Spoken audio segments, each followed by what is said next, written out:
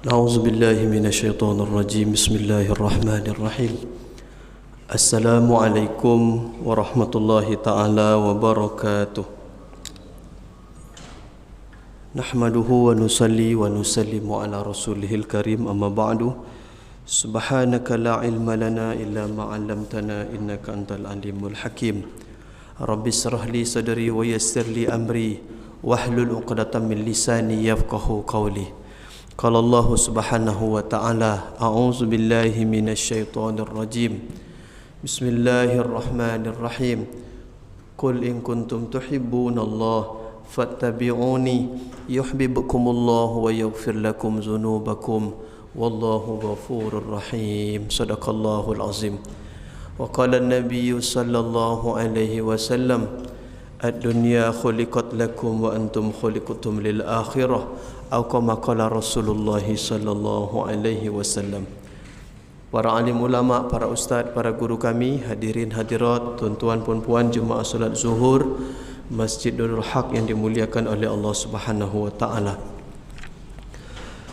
Hadis riwayat Imam Tabrani kita akan menjadi fokus kajian kita pada siang ini tentang keutamaan iktikaf dan membantu saudara kita sesama muslim. Satu kali Sayyidina Abdullah ibnu Abbas radhiyallahu taala anhuma, ia sedang beriktikaf di masjid Nabi sallallahu alaihi wasallam. Iktikaf di Masjid Nabawi. Ketika beliau sedang di masjid, sedang iktikaf, fa'atahu rajulun fasallama alaihi thumma jalasa faqala lahu ibnu Abbas ya fulan araka mukhtaiban hazinan.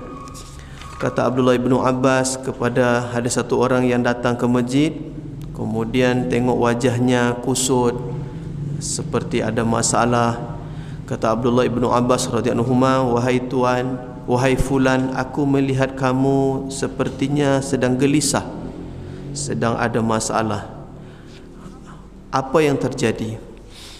Kata laki-laki yang baru datang ke masjid tadi, dia kata qala na'am, benar wahai sepupu Nabi sallallahu alaihi wasallam. Kemudian dia bagi tahu bahawa dia sedang ada masalah. Masalah apa? Masalah hutang. Dia tidak bisa, dia ada hutang dan dia belum sanggup untuk membayarkan hutang. Kemudian Sayyidina Abdullah ibnu Abbas radhiyallahu anhu berkata, bolehkah saya membantu kamu untuk menyelesaikan hutang kamu? Kata yang datang tadi, kalau tuan bersedia, saya sangat senang. Maka Sayyidina Ibnu Abbas radhiyallahu anhu dia keluar dari masjid, dia pakai sandal. Orang tadi bertanya, wahai tuan, apakah tuan lupa bahawa tuan sekarang sedang iktikaf? Kata Abdullah ibnu Abbas radhiyallahu anhu, saya tahu saya sedang iktikaf, saya ingat.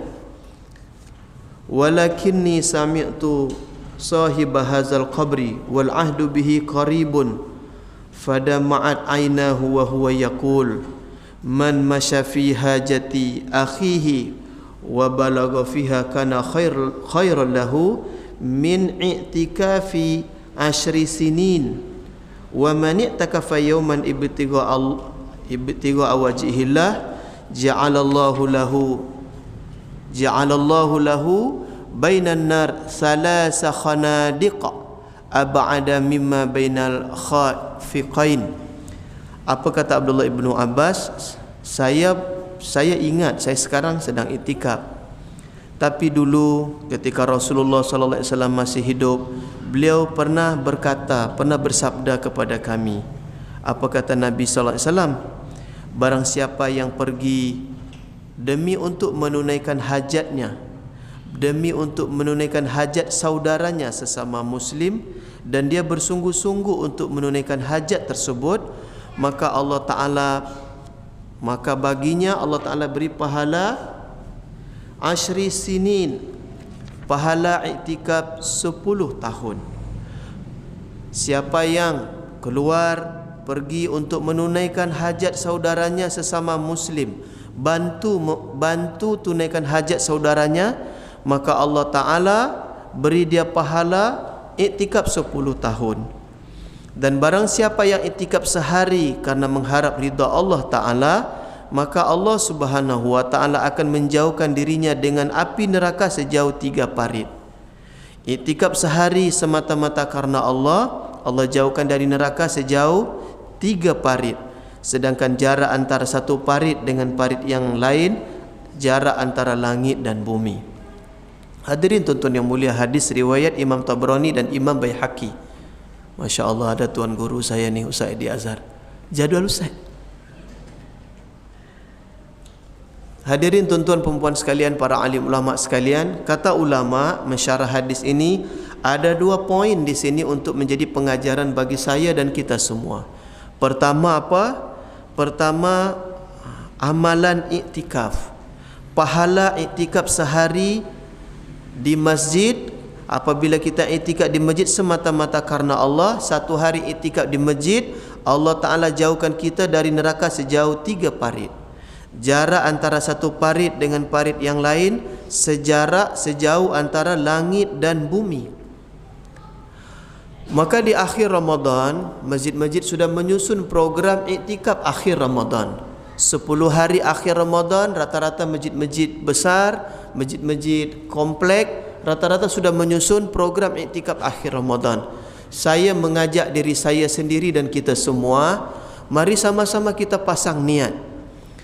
Tak apalah 10 malam kita tidak tidur bersama isteri, bukanlah sesuatu yang berat.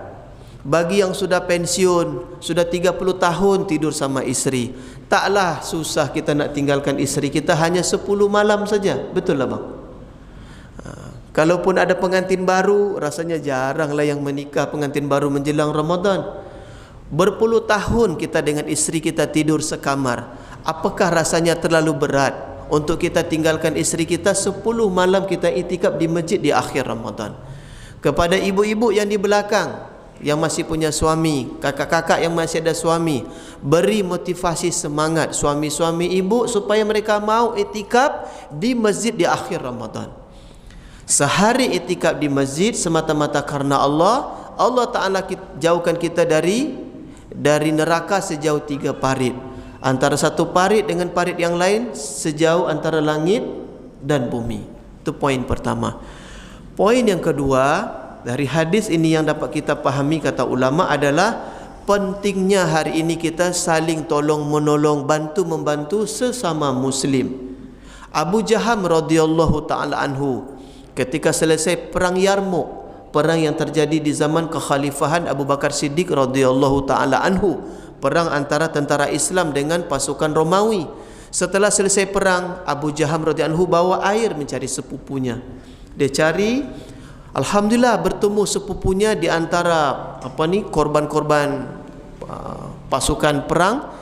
Jumpa dalam keadaan sepupunya sudah dalam keadaan terluka parah. Kemudian dia datang bawa air, dia bagi kode isyarat untuk bagi air. Sepupunya tadi betul, dia pun nak minum. Ketika hampir sampai di tangannya dan dia mau minum, sebelah sepupu Abu Jaham radhiyallahu tadi ada satu orang sahabat merintih kehausan, sehingga dia beri isyarat, tolong air ini diberi ke sahabat yang di sebelah. Dibawa. Ketika sahabat yang kedua tadi nak minum, terdengar rintihan sahabat yang di sebelahnya lagi. Dibagi kode, air ini bagi ke sahabat yang di sebelah. Kemudian Abu Jaham pergi ke sahabat yang ketiga. Ketika sampai, sahabat tadi sudah syahid.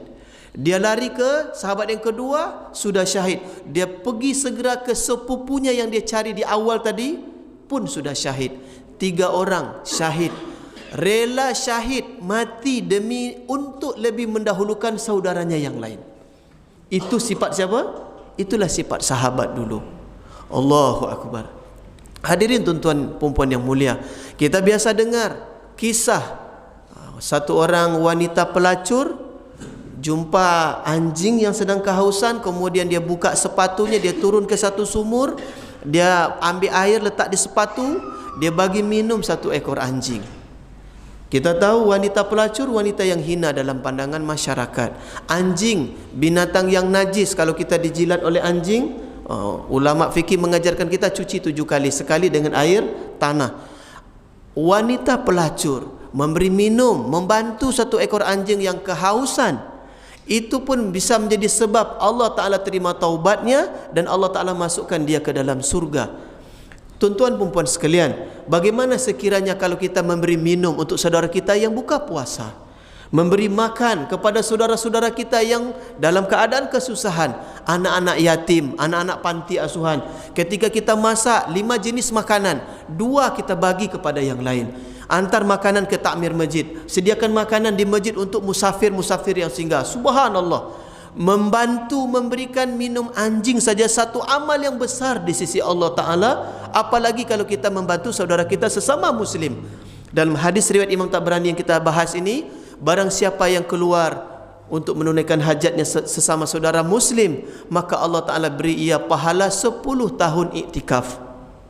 Sedangkan tadi kita sudah dengar pahala 1 hari iktikaf dijauhkan dari neraka berapa tadi? Berapa? 3 parit. Sekarang coba hitung 3 kali 10 kali 3, 65. Membantu saudara sesama muslim 10 tahun iktikaf. 1 hari iktikaf dijauhkan dari 3 parit. Coba hitung 10.595 parit. Allah Ta'ala akan jauhkan kita dari neraka dengan sebab kita bantu saudara-saudara kita yang lain. Ibu-ibu yang punya minyak goreng 20 liter, bolehlah bagi ke tetangga yang tak punya minyak goreng. Isu minyak goreng ni kalau masih dibahas juga lagi. Tuan-tuan yang punya kemampuan keuangan, tengok ada mungkin orang komplek, orang kampung kita yang tak mampu bayar zakat fitrah tahun ini, bantu mereka. Ya, kita Allah Ta'ala titipkan harta, ingat harta yang kita miliki bukan kita, itu bukan harta kita semua. Ada hak anak-anak yatim, orang-orang fakir, orang-orang miskin di harta kita. Dan ulama kita mengajarkan tunaikan hak jiran tetangga. Berapa Ustaz? Depan, kiri, kanan, belakang? 40. 40 depan, belakang, kiri, kanan. Berarti 40 kali 4 berapa? 160. Dulu kami di Malaysia tinggal di apartemen Ustaz. Berarti 40 atas, 40 ke bawah. Tengok orang-orang kampung kita. Jangan sampai kita tidur kenyang, ada tetangga kita kelaparan, tidak beriman. Tidaklah sempurna iman satu orang di antara kamu makan, tidur dalam keadaan kenyang, sedangkan jiran tetangga kita ada yang dalam keadaan kelaparan. Satu orang datang jumpa Nabi, tamu Nabi SAW. Kemudian ditanya, ada tidak makanan di rumah? Nabi nak jamu tamu. Ketika dicek di rumah Nabi, di rumah isteri Nabi SAW, tidak ada makanan. Kemudian Nabi tanya sahabat, siapa di antara kalian yang mau menjamu tamu saya ini malam ini? Satu orang sahabat Ansar angkat tangan, saya bersedia wahai Rasulullah, bawa ke rumah. Kemudian ditanya isteri, dek, ada makanan tak malam ni di rumah kita? Ada bang, tapi hanya cukup untuk makan malam kita anak beranak saja. Selain daripada itu sudah tak ada makanan. Okey, baik. Malam ini tidurkan anak kita lebih awal. Kalau nanti tamu sudah datang, hidang makanan, tamu mulai makan, matikan lampu, adik pura-pura perbaiki lampu. Nanti abang akan pura-pura mengunyah, pura-pura makan supaya tamu kita bisa makan kenyang. Mereka buat skenario begitu. Tamu datang, kemudian hidangkan makanan, anak-anak sudah tidur, tamu mulai menyuap, lampu dimatikan.